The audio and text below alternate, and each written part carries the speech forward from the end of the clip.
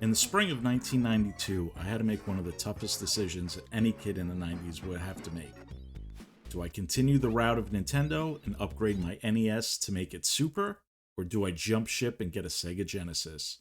For me, it was the marketing that sold me. The Sega vs. Super commercials spoke to me in a way that advertisers dream of. I wanted a more mature arcade-style system with an emphasis on performance and sports games. Plus, I thought Sonic was a breath of fresh air in the mascot department compared to Mario. I've watched so many top 10 games lists here on YouTube that I've come to the conclusion there really isn't a definitive top 10. There are so many factors like your gaming genre interest, how long you had the system for, and the financials of both your family and your friends, which would affect the amount of games you played back then. Full disclosure, I hate beat-em-ups with the exception of one. My first JRPG was Final Fantasy VII. I've never gotten into playing fighting games for more than one round, and if I'm missing anything blatant, it's because I went back, replayed most of the games I owned, and realized they just didn't make the cut. I'm looking at you, Earthworm Jim.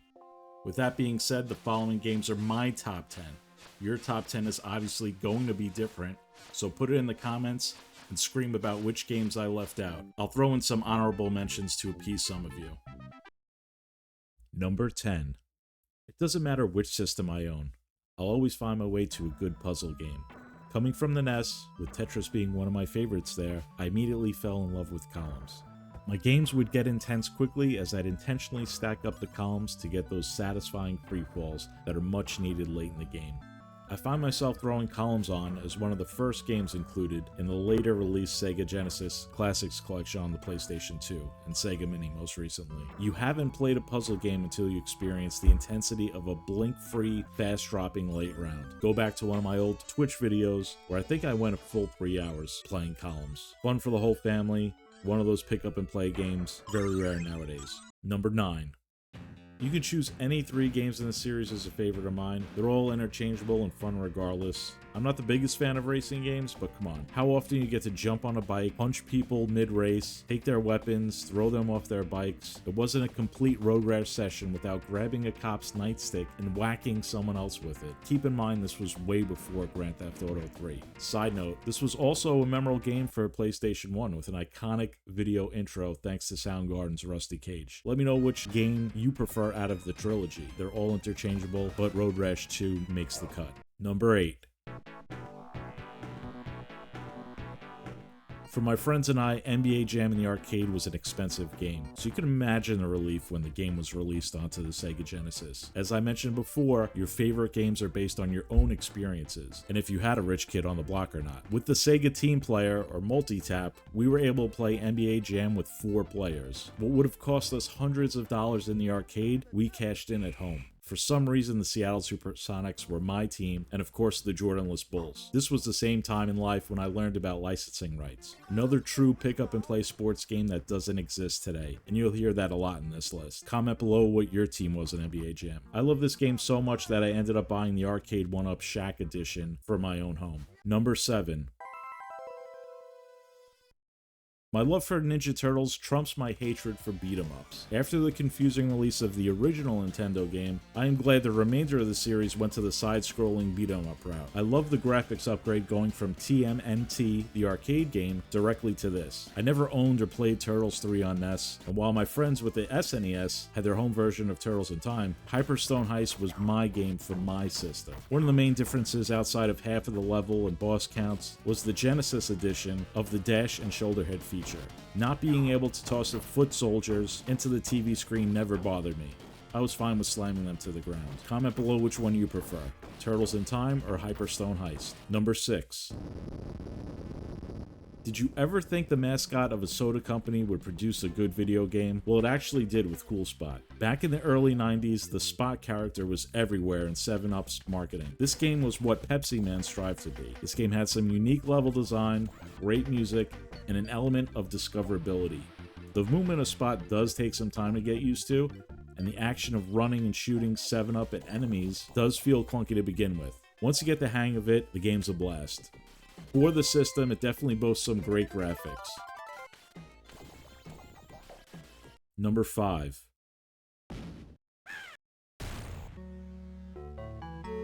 For some reason, both the 8-bit and 16-bit era of gaming thrived on games based off popular children's IPs. Nowadays, not so much. Whether it was DuckTales or Rescue Rangers on the NES, and every popular Disney movie for the Genesis, these games were actually good and made for a fun experience. Could it be that the graphics looked almost as good as the original animation? Everyone remembers Lion King and its intentional difficulty, but for me, Aladdin was my go-to Disney game for the Sega Genesis. For once, this was clearly the superior version to the SNES. See what adding a sword does? For a movie, Aladdin was one of the most popular soundtracks, and those songs transfer well into their 16-bit versions. The Apu bonus stages, as well as the Super Mario 2's post-level slot game, add to the fun. This was also one of the first games I played to contain Easter eggs. Posing under the randomly placed mouse ears gets you a free life. The game did get difficult as it progressed, but not as unplayable as the Lion King Stampede level. Other Disney honorable mentions on the Genesis go to Tailspin, Quackshot, and Castle of Illusion. Number 4.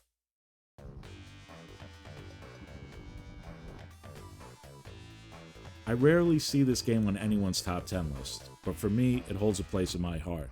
Kid Chameleon was one of the games I got when I first received the Sega Genesis system. An oddly unique game, like most in that era, hasn't seen anything remotely similar in recent years. While recording this video, I did go back and play this game longer than most on the list, because I wanted to relive getting as many different helmets in the game. My personal favorite was later on in Chicago when you could turn into a tiny fly. This game always reminded me of that short film in Nightmares when Emilio Estevez gets sucked into the arcade game. Same story here, bonus points if you've seen that movie. Before we get into the top 3, I'll list off 5 quick ones that I owned, replayed, but didn't make the cut. In no particular order: Jurassic Park, WWF Raw, Tiny Toon Adventures, Decap Attack, and Ren and Stimpy, Stimpy's Invention. Number 3.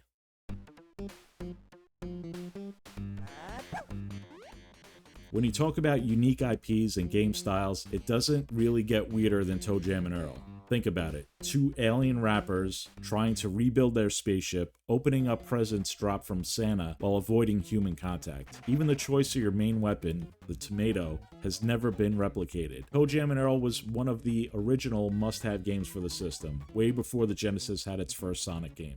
This game also kicked off my love for open-world exploration, with elements like the phone ringing map reveals. Great music, fun items to open, it's pick up and play with a friend, fun. We need a proper remake. The series took a surprise turn with a fun but completely different sequel, Panic on Funkatron. Let me know what you guys think about that game. Number 2.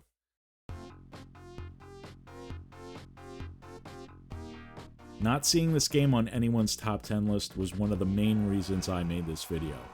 NHL 94 is easily one of the best sports games of all time, 30 plus years later. NHL 94 improves on everything 93 was, and of course, introduced the one-timer to video game hockey. It's fair to debate 94 versus 95, but to me, 94 is the winner. Iconic teams, in-game sounds, simple pick-up-and-play controls. This one really should be on everyone's top 10 list. As I got older, I was glad to realize that for some reason the Genesis version was far superior to the SNES counterpart for years. You aren't going nuts when I say this game is smoother and faster on the Genesis. This game is timeless, and if I were running EA, I'd make the game free with current season roster updates, sort of like NHL 14 and 20 did. Everyone had their team. For me, it was the Montreal Canadiens. Comment below which team you used. Ever? Number 1.